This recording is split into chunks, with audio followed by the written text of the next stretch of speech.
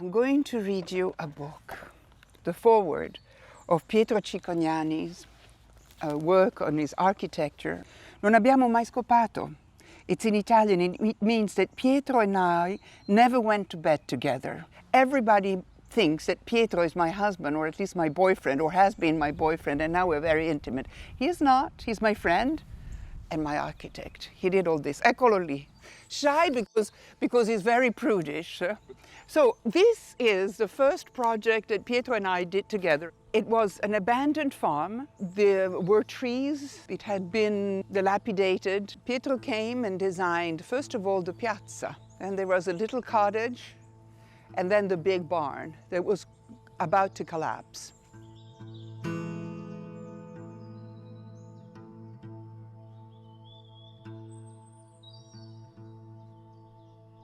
I bought this barn, and you weren't intimidated by the fact that it was very old. You find 1,000 solutions. The main barn became your sleeping place, and for the kids, we put a net up and a place where they would play.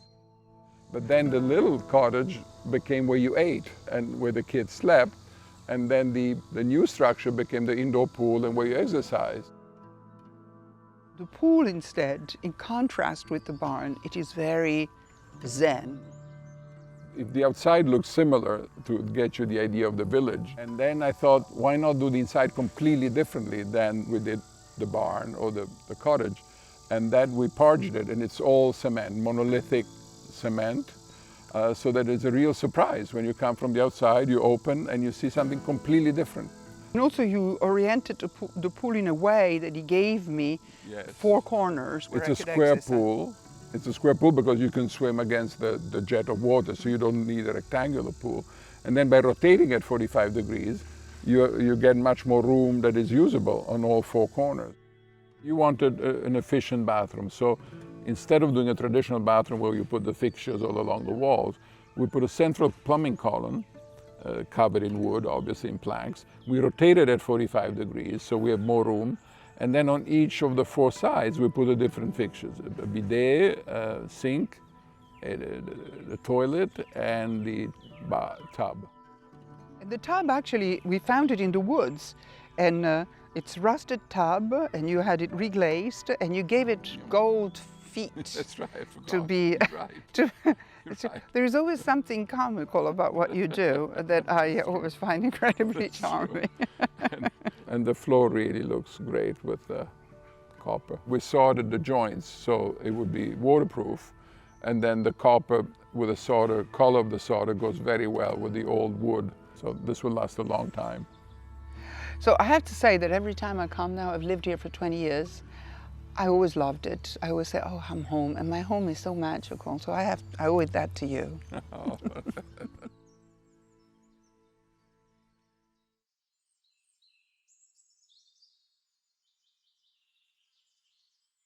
About, well, now it's 8 years ago, there was a piece of land, 30 acres, that came available. And I bought it to start a farm. And all my friends said, oh my God, Isabella is going gaga. But Pietro, that understood that I had a plan. 2 little houses came available that were just on the border of my farm. We decided a strong color of gray and red. I wanted to be like a color that was a landmark, yet you remember it, yet still married with the tradition of Long Island. Pietro, that's easy. But this is difficult. Gnani. The gna sound, you don't have it in English. Pietro Cicognani. We always started like we've never been band together.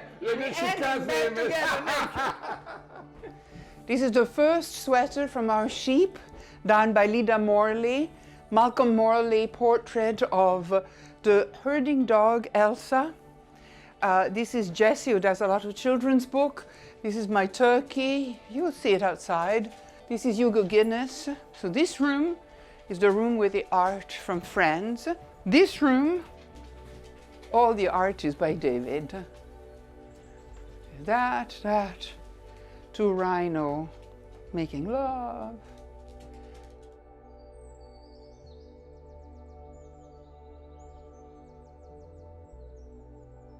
The biggest thing that I wanted, because we produce food, it was to have a very big kitchen. I always had this dream of doing something in plywood, completely in plywood. And then I went with you.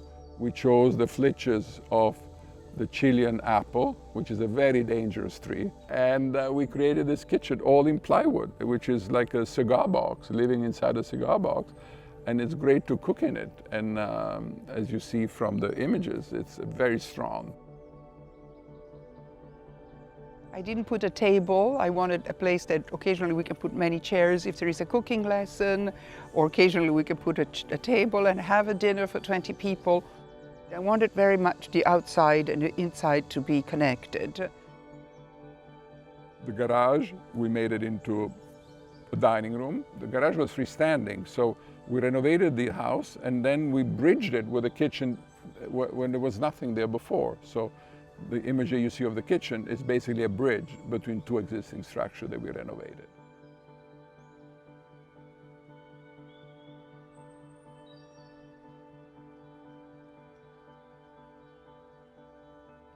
The farm dominates this house, and so the bed and breakfast is completely subservient to the farm.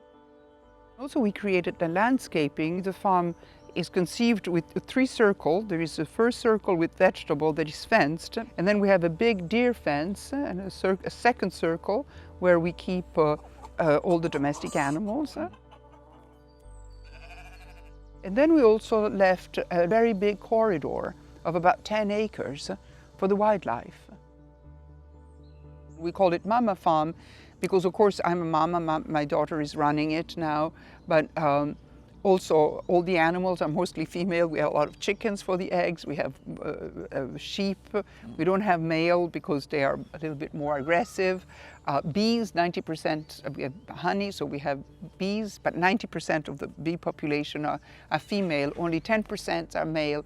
And then there's an incredible amount of mothers and babies that come every day. It has become an activity for the young children to discover this is the carrot, this is a salad, this is a chick. And so that's why it's Mama Farm. That's right. And it's also witnessing a matriarchate, a strong matriarchate. Yeah, that's true too.